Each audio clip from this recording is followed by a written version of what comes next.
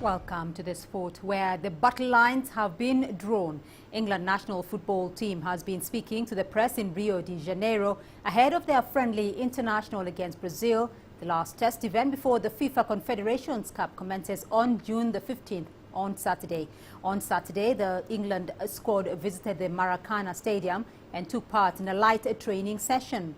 The game was only given the green light to go ahead after a judge overruled the previous court order, which had suspended the match over concerns about the safety of the expensively upgraded stadium, which is still being worked upon and watched closely for any sign of further problems. The chaos of the on-again, off-again match raises questions about Brazil's readiness to host the Confederations Cup, which opens in 2 weeks, and next year's World Cup, not to mention the 2016 Rio de Janeiro Olympic Games.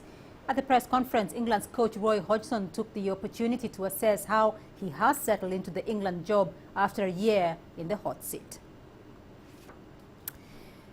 Well, world number 2 Maria Sharapova battled on Saturday against Zheng Jie of China. After a stroll in the first set, she found herself in a dilemma of her own making, going 1-4 down in the second on a double fault she disputed. As Sharapova's serve deserted her, Zheng grew in confidence. The Russian leveled at 5-5, then gave her opponent further hope with her 8th double fault before holding and serving out for a 6-1, 7-5 win that was not as comfortable as the score suggests. Meanwhile, third seed Victoria Azarenka recovered from a set down to beat France's Alice Cornet and reached the 4th round of the French Open on Saturday. The Australian Open champion was given a real battle by the French woman, who came into the tournament in form, having won the WTA tournament in Strasbourg last week. Well, the good thing that I can take from that is that, I did play a good set, so that was a positive. I put myself in a good position, but then I gave her all the momentum starting from the first game of the second set, which is not a position that you want to be in.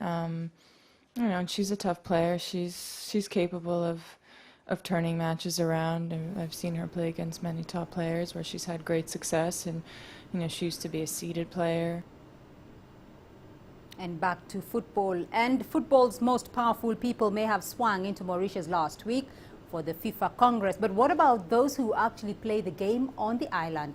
Despite their lowly FIFA ranking and part-time players, those involved with the Mauritius national team have high hopes for future success.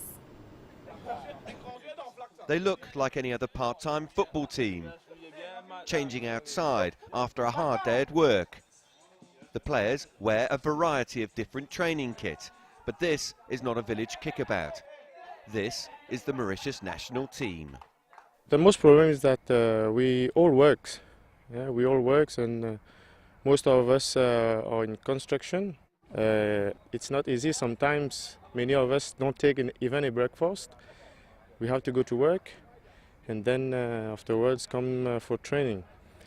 It's a pleasure. It's a pleasure. We know it's difficult for us, but we like football. We love football.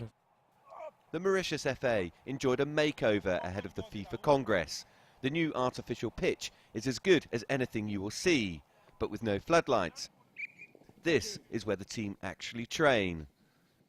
Mauritius did not compete for a place in the World Cup because they could not afford to travel. It's a similar story for the Africa Cup of Nations. They're just not getting any game time. Probably in the near future, I have a very good national team. They are very young, they are talented, but the only thing that we are missing right now, no international exposure.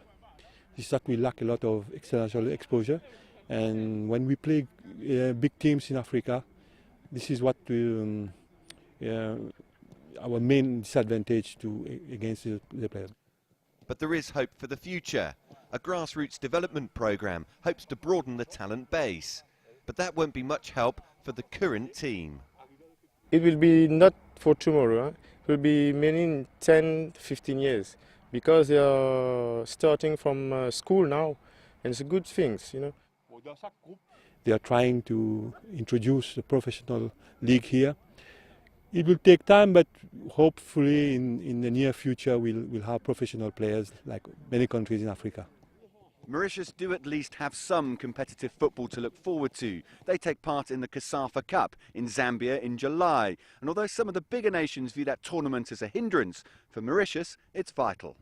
If we take the first game well, and we look forward to go through. But the first game is my worry, because we have not played any international game since December, and I don't know how the player will react. If nothing else, at least the players will taste international football again. Now they just need to get the time off work. Dan Williams, CCTV News in Port Louis, Mauritius.